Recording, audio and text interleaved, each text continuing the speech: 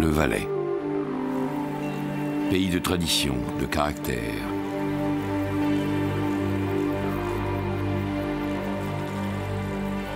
Un paysage à couper le souffle, riant sous le soleil. Un environnement poétique et enveloppant. Pays de montagne au cœur des Alpes suisses. Pays de contraste entre la plaine du Rhône et les cimes enneigées. Pays de vergers, illuminé de ce souffle de couleur et d'optimisme qu'évoque le Sud.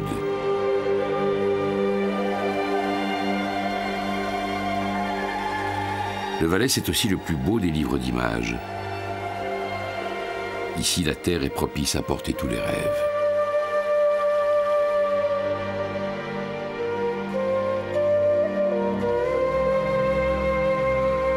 Avec plus de 5000 hectares de vignes, le Valais possède le plus vaste vignoble du pays.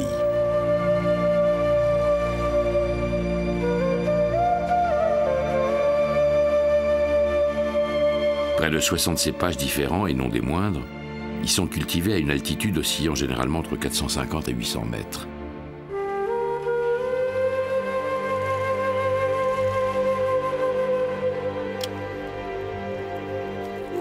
Même si 4 cépages, le Chasselas, le Pinot Noir, le Gamay et le Sylvaner, occupent plus de 80% de la surface viticole régionale, les spécialités AOC y dévoilent leur intensité avec une production en constante augmentation.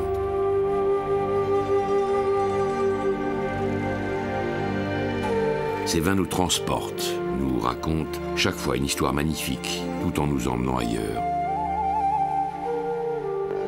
Petit Arvin, Johannisberg, Payen, Cornalin, Humagne Rouge, Syrah, Aming, Marsanne.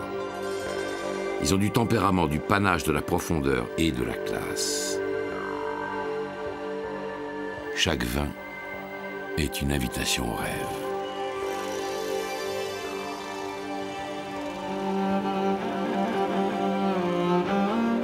La sécheresse du microclimat valaisan et la fertilité d'un sol calcaire et caillouteux expliquent entre autres paramètres cette formidable propension à produire des vins de qualité et de classe. Le vin prend ici toute son ampleur, celle d'un art dans la vie qui se construit saison après saison.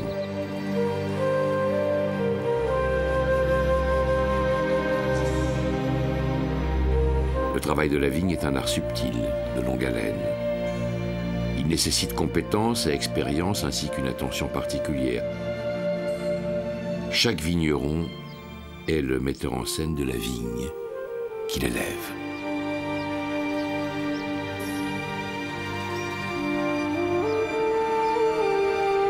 Ce film a l'ambition de rendre hommage au travail exceptionnel des vignerons et des encaveurs qui se caractérisent tous par un savoir-faire qui se transmet de génération en génération et par une passion sans limite. Saison après saison, comment ne pas se sentir ici, hors du temps, débarqué dans un monde où tout respire la beauté. Voyageons au gré de ces images, comme on suit une chanson avec pour refrain la terre valaisanne, ses paysages, ses montagnes, ses vignes.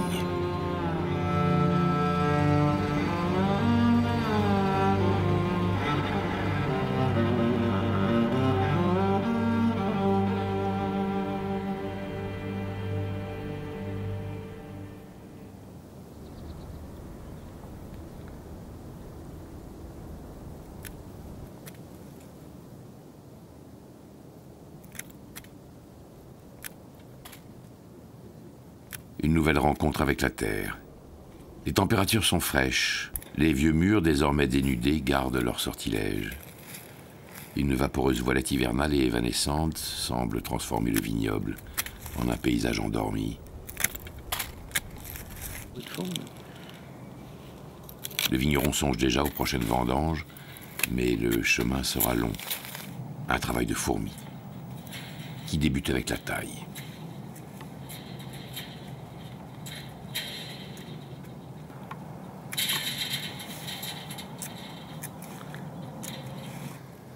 C'est une phase déjà capitale au niveau technique.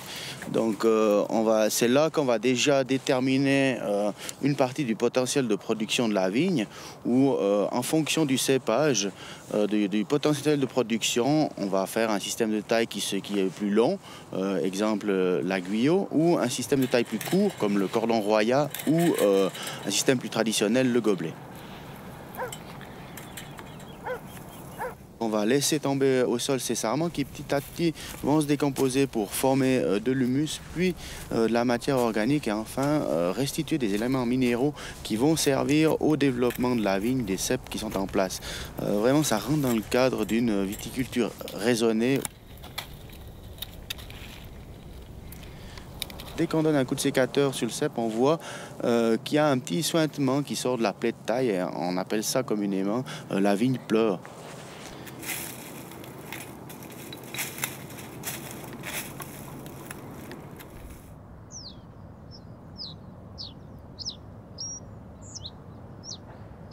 Petit à petit, jour après jour, la vigne va se réveiller et entamer sa fabuleuse métamorphose.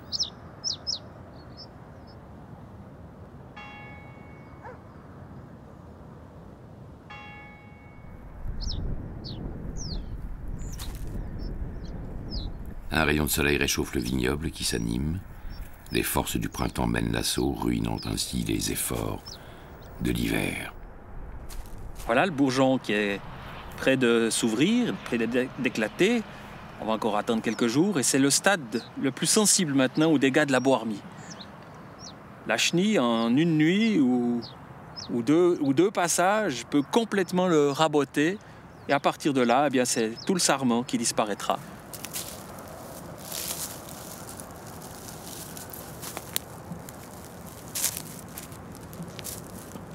Et voilà de nouveau un dégât assez typique de la boarmie.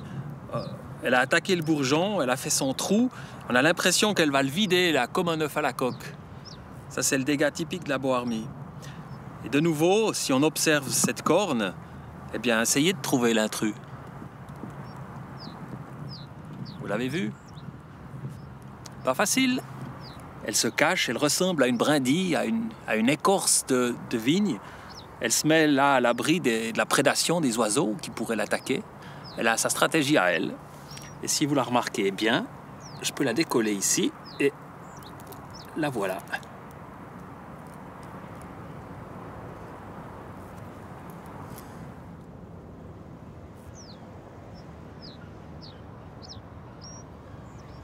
Jean Giono n'a-t-il pas dit « Quand les mystères sont très malins, ils se cachent dans la lumière ».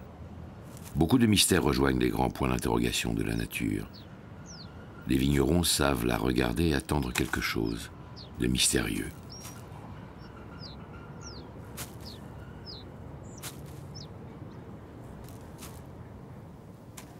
Fin avril, quiétude et douceur dans l'après-midi de printemps.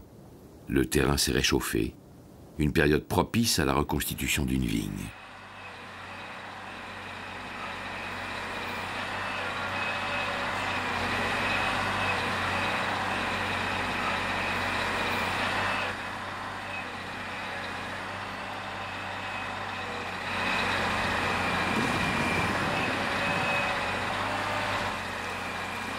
Tout d'abord, on a enlevé les vieilles souches pour éviter qu'il reste du vieux bois dans le sol. Ensuite, on va défoncer le terrain à l'aide d'une machine pour bien aérer le terrain, puis enlever le maximum de vieilles racines. Ensuite, on va faire le piquetage, qui consiste à déterminer les lignes, les rangs, la largeur des rangs. Et on va finir par la plantation. Les racines du plant sont raccourcies et adaptées aux différents modes de plantation.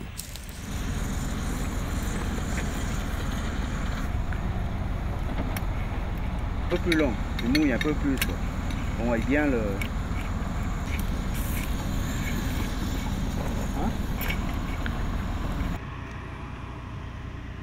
Ici, le vigneron a opté pour un plan au mètre carré. Les distances de plantation sont adaptées à la mécanisation et à la production d'un raisin de qualité. Dans 3 semaines, le plan aura évolué et dans 3 ans, il portera ses premiers fruits.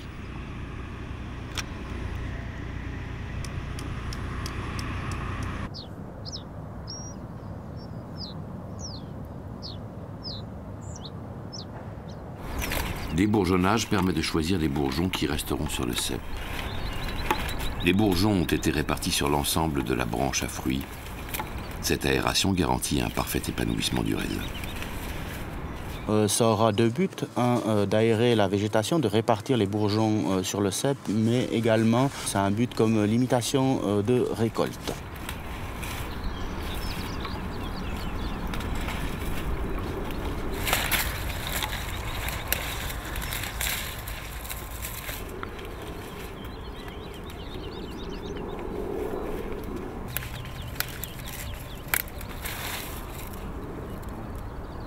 On adapte également le système de taille, donc en fonction du cépage. On a des cépages qui sont beaucoup moins productifs sur les yeux de la base. On aura tendance à les faire en guyot. Et puis d'autres cépages qui sont plus productifs, on va les faire en taille courte, que ce soit le gobelet ou le cordon permanent. Ici, on a les grappes, donc, qui sont tout au départ. On est avant la floraison. Ces grappes vont se développer durant le courant de l'année pour donner le raisin.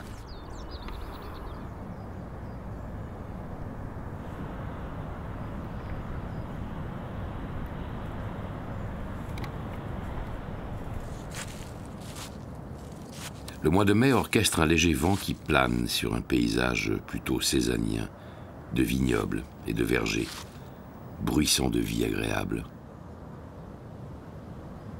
L'ombre qui s'étire. Pour le vigneron, voici le début des traitements de la vigne qui s'échelonnent sur plusieurs mois.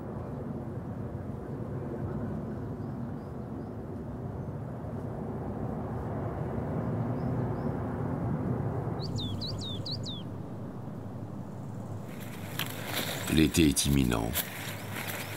La nature s'est bardée de mille et une couleurs chatoyantes. Un tourbillon de vie et de senteur, harmonie et magie de l'instant. Le vigneron palisse sa vigne.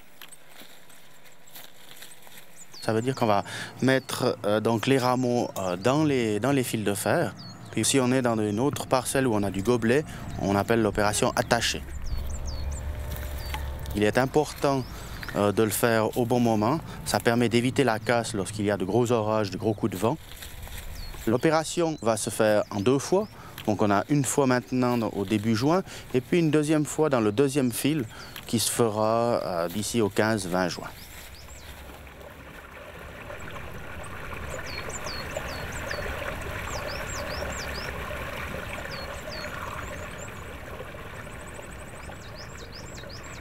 C'est l'été. Le coteau valaisan croule sous la canicule. Sous les feux du soleil, la vigne coiffe la terre. C'est la période des effeuilles.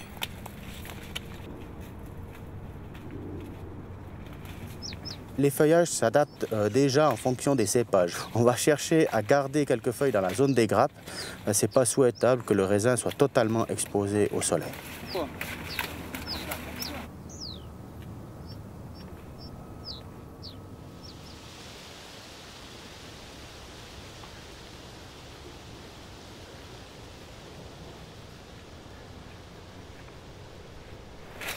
Was ich jetzt mache, ist in der Phase, wo das vegetative Wachstum aufhört und die Frucht eigentlich reifen möchte. Das heißt, die ganze Kraft soll in die Frucht gehen, nicht in das Wachstum. Wir haben jetzt genug Blattfläche und deshalb köpfe ich, oder wir sagen dem auf Walliserdeutsch Spitzer, köpfe ich die Reben, damit dass man wieder genügend Durchgang hat, damit dass die Sonne auch wieder entsprechend einen Schattenwurf hat. L'échimage détermine la bonne hauteur du feuillage. Celle-ci est importante car elle conditionne la maturité du raisin. Il s'agit de conserver 1 mètre carré de feuilles pour 1 kilo de raisin à mûrir.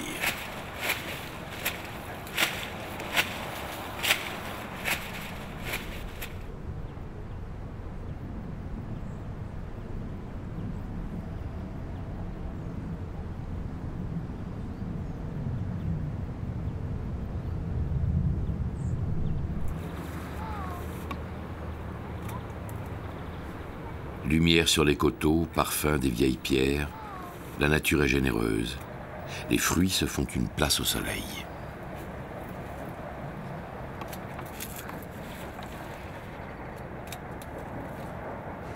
Die Grünernte dient dazu, unsere Qualitätsbestrebungen zu ergänzen, indem dass wir eine Mengenregulierung machen und entsprechend gewisse Trauben raussortieren, die nicht unseren Qualitätsbestrebungen entsprechen.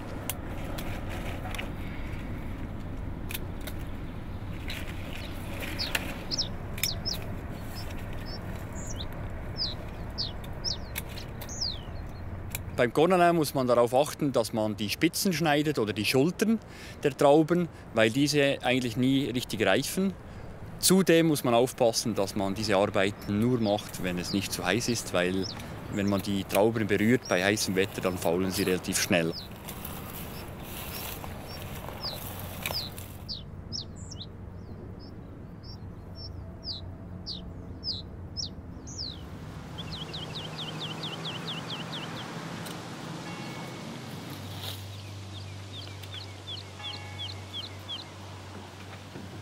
La lumière a ce voile magique et léger des beaux jours qui vont bientôt finir. Le moment tant attendu est enfin arrivé.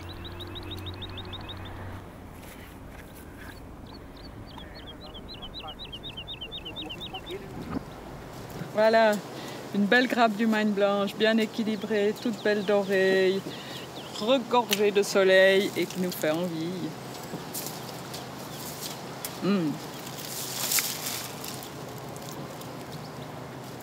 Il y a la gourmandise, mais c'est aussi important de déguster les raisins. Les raisins, ils sont prêts, ils ont un bel équilibre entre les sucres et l'acidité, et puis déjà un joli côté fruité qui apparaît dans le grain. Puis surtout la pellicule, on sent qu'elle est prête, qu'elle est lâche. On n'a plus des pellicules trop dures. On va pouvoir extraire les arômes et les jus assez facilement d'une grappe comme ça.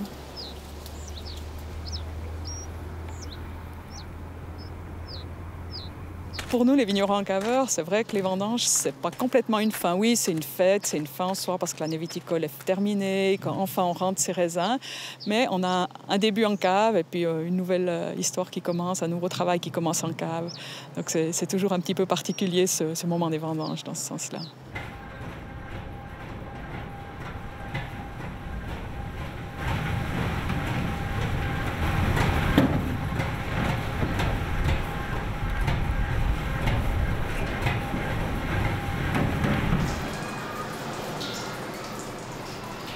On va sonder le mou.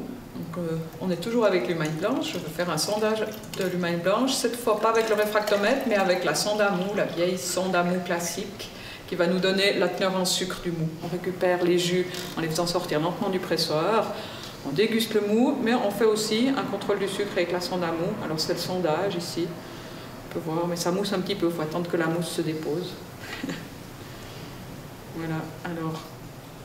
Ça va être au niveau des sucres, un tout beau millésime. J'ai une humaine blanche là, qui sonde 96 Huxley. Ça me fait très plaisir. Maintenant, je vais devoir faire encore sur ce mou un contrôle d'acidité pour voir à quelle valeur on se retrouve au niveau du pH et de l'acidité. Et puis ensuite, on va le mettre en fermentation.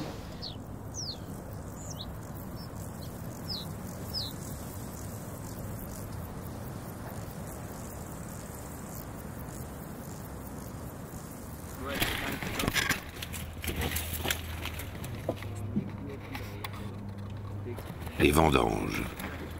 Un rendez-vous à haute teneur en émotions fortes. Le temps est suspendu. À la vigne, comme à la cave.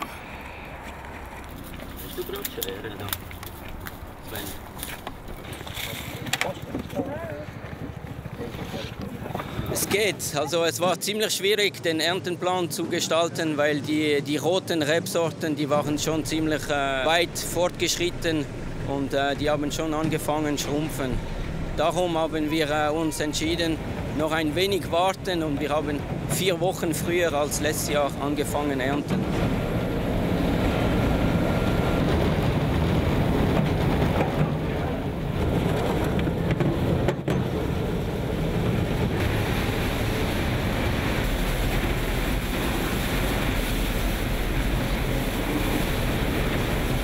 Wir ikalleret Haida Fischbetermine. Es wird wahrscheinlich zwischen 50 und 60 Tonnen reinkommen heute.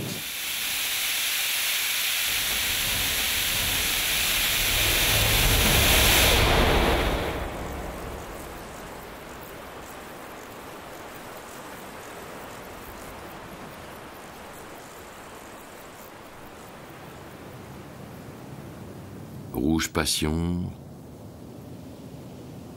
rouge tentation, rouge séduction.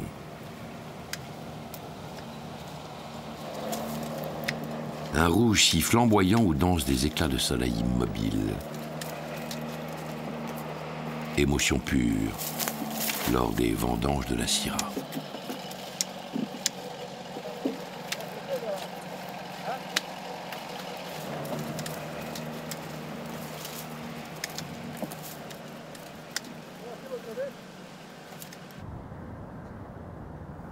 Du raisin au vin, cette transformation étonnante de la nature, un voyage tout en grâce, énergie, sensualité, émotion. Telle une invitation permanente à goûter la nature, les caves ouvrent sur la vigne et les montagnes. À un moment suspendu. Les regards se croisent dans la symphonie de blanc et de rouge que confie le vigneron à sa cave. Les raisins sont déjà chargés d'histoire.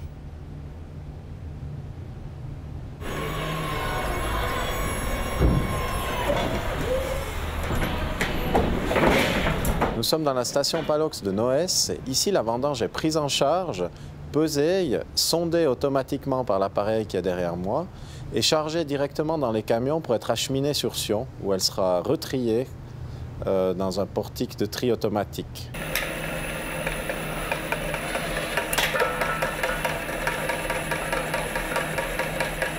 Une quinzaine de kilomètres séparent Noès de Sion, où toutes les vendanges cantonales de cette coopérative sont centralisées.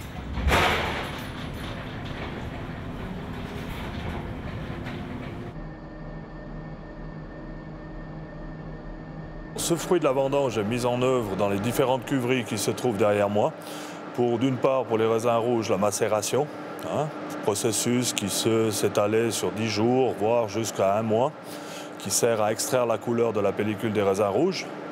Et ensuite de ça, pour ce qui concerne les raisins blancs et les rouges qui servent à l'élaboration des rosés, les raisins vont directement dans les pressoirs et ensuite fermentent dans les différentes cuves qui se trouvent aussi derrière moi, qui sont totalement thermorégulées et pilotées entièrement automatiquement. Une technique parfaitement maîtrisée. Le processus de transformation du raisin en vin, il est quand même relativement bien rodé depuis des millénaires. Il fait de plus en plus appel aux nouvelles technologies, comme la maîtrise des températures, comme le pilotage à distance des différentes installations, aussi le contrôle de ce qui se passe à l'intérieur de la cuve durant le processus de fermentation. Mais de plus en plus, nous disposons de moyens pour l'avoir sur contrôle. Il y a de moins en moins, effectivement, d'empirisme dans l'élaboration des vins.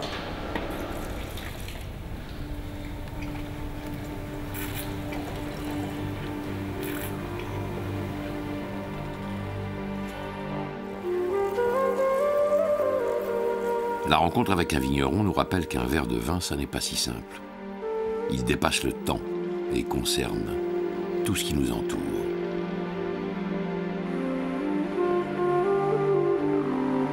C'est un véritable privilège de rencontrer des terroirs, les femmes et les hommes qui les travaillent. Leur œuvre naît sur la terre valaisanne, voyage dans 1000 palais et se reflète dans les yeux de celles et ceux qui boivent avec leur cœur.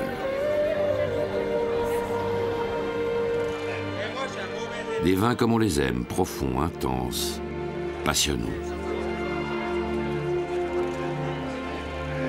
Des vins faits de poésie, de mots, de notes et de couleurs. C'est très très confus sur la même claude.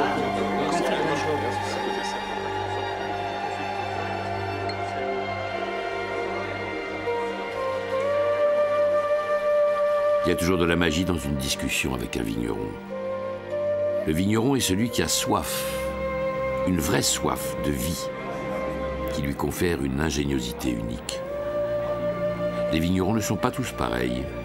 Certains excellent dans la réflexion, d'autres dans l'action. Il existe aussi des tempéraments entrepreneurs, sans parler des créateurs et des rêveurs. En Valais, ils sont tous ces vignerons, à la fois.